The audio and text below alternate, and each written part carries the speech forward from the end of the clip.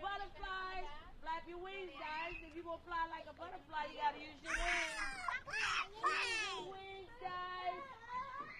Beautiful butterflies. Oh, I love my butterflies. They are so beautiful. Oh, my. Everyone's a butterfly. Child Space Management Group is a worker co-op that operates 3 child care centers in Philadelphia. The people who work here can buy into the business. So after you've been an employee for a year, you can buy a share of the business for $5 and then pay a membership fee for $245. So for $250, you can own a piece of the business. Maybe one is for snack time, probably. Yeah, sure, definitely. I have 2. You do, yes. As a business, we invest in low-income families by providing that care, and we don't limit the care. So, there are some programs out there that say, okay, we have to have, 5 subsidy kids to be able to get our Keystone Stars grant, so they limit the number of kids coming in subsidies. We don't limit it. Any kid that comes in our door, whether they're subsidized or private pay, as long as we have a space available, we would take that child. So could Child Space do what it's doing if it wasn't a co-op? Yeah, and it would probably be lucrative. Yeah. So why be a co-op? To empower the people that work here. People choose to work at Child Space because I think we have a culture that's conducive to hearing people's concerns. And, I think people feel that their voices can be heard because of the way that we're structured. Orange, and you're wearing orange and blue. Your favorite color is orange too? All right. And blue? You both are wearing orange and blue. If you're committed to the worker, if you want to empower women, if you want to empower minority women, to be business owners and to speak up for themselves and to affect policy in the field from the ground up, I think that the worker co-op is the way to go. The ants go marching one by one. Hurrah! Hurrah! The ants go marching one by one. Nice meeting you. Down to the ground, sticking out of the land.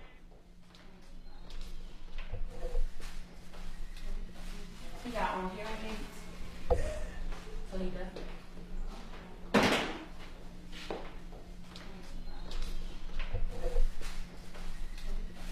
You got one hearing aids? Salida.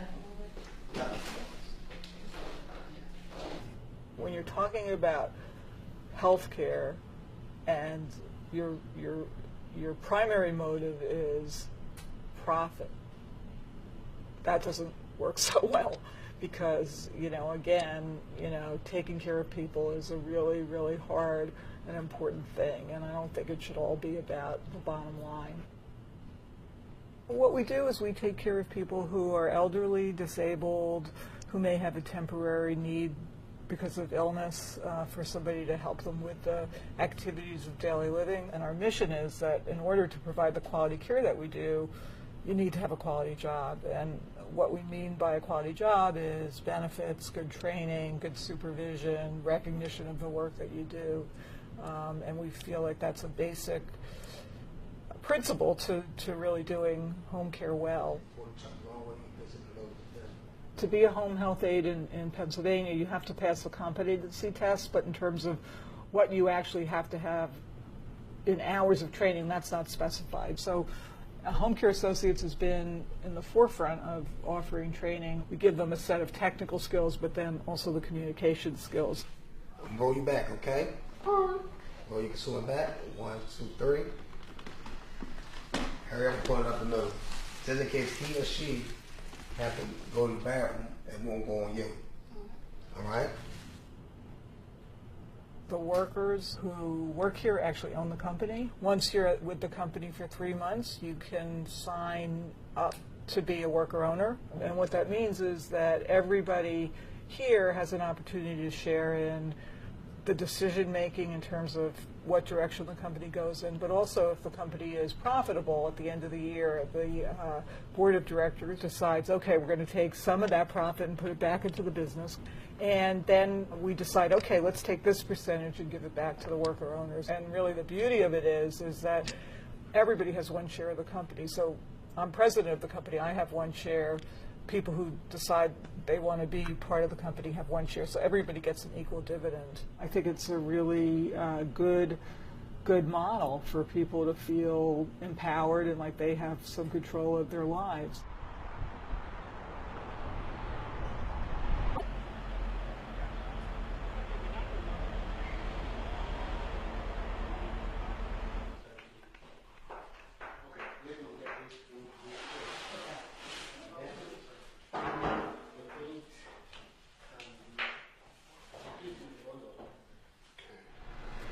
There's a lot of exploitation of the drivers by the dispatch companies, by the medallion owners, and so on. So the idea was that us having our own company, we have more control over the different aspects of the business. And so the idea is that, yeah, we're definitely looking forward to be able to control our destiny. So this is like our service area for the co-op and the taxi union. And in here, like, we hope people come to join, or if they have any problems with dispatching or with the taxi owners, they can come here for that service. So after we leave the service area, so this is Sam. Say hello, Sam. Hi. Hi. This is Linda and Michelle. Say hello, guys. How are you doing? Yeah. So in here, Are they all co-op members? Yeah. co-owners? Yeah, they're co-owners, yes. So do you guys drive cabs as well? Linda does, Michelle, her husband does. Sam drives. Chicago was a long-time organizer with us, and he came back to visit, and hopefully he'll be driving again and become a co-op member. Yeah. So in here is the actual dispatch area. I mean, we still have to set it up, but over here will be the phone operator. Over here will be the actual dispatcher.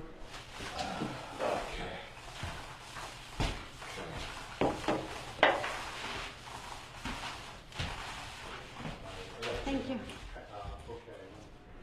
One time, a dispatcher sent me from Center City, like Second and Market. He said he needed a taxi cab in Trenton, New Jersey. And I drove from Philadelphia to Trenton, New Jersey, thinking that the job would at least come back to Philadelphia. Well, once I got to Trenton, I picked up the job. They went 3 blocks to the train station, you know. So I missed the whole morning rush, which is when taxi drivers make their lease, their rent money. So I missed all of that. I fought traffic going up there. I fought traffic coming back for like a $4 or $5 fare.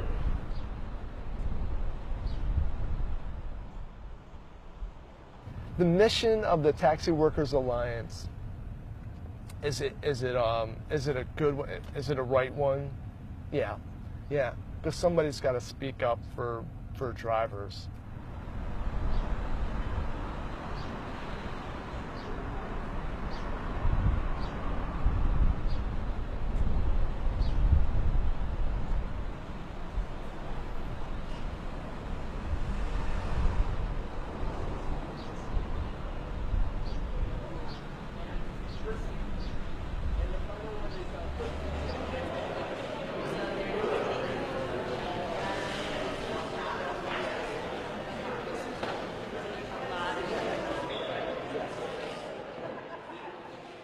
So this is a venue for different actors, participants in different movements to come together and try to come up with some agendas, some shared platforms.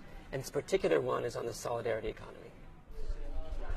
Now within the solidarity economy, cooperatives have a particularly important place, and amongst cooperatives, worker cooperatives have a particularly important place because by virtue of their very structure, they provide an alternative to some of the most problematic dimensions of the mainstream capitalist system.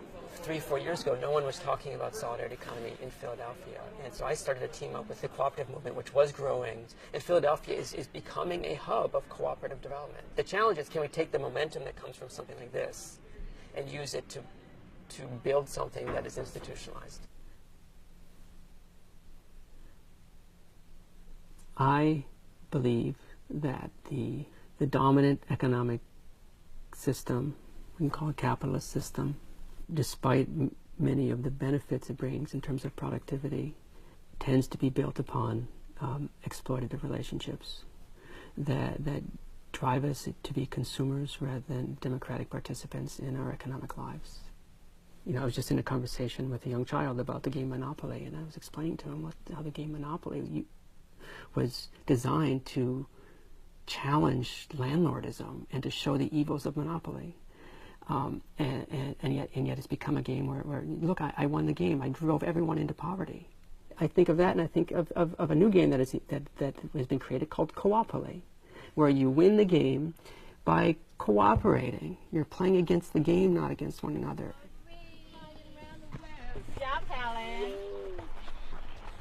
You can get us.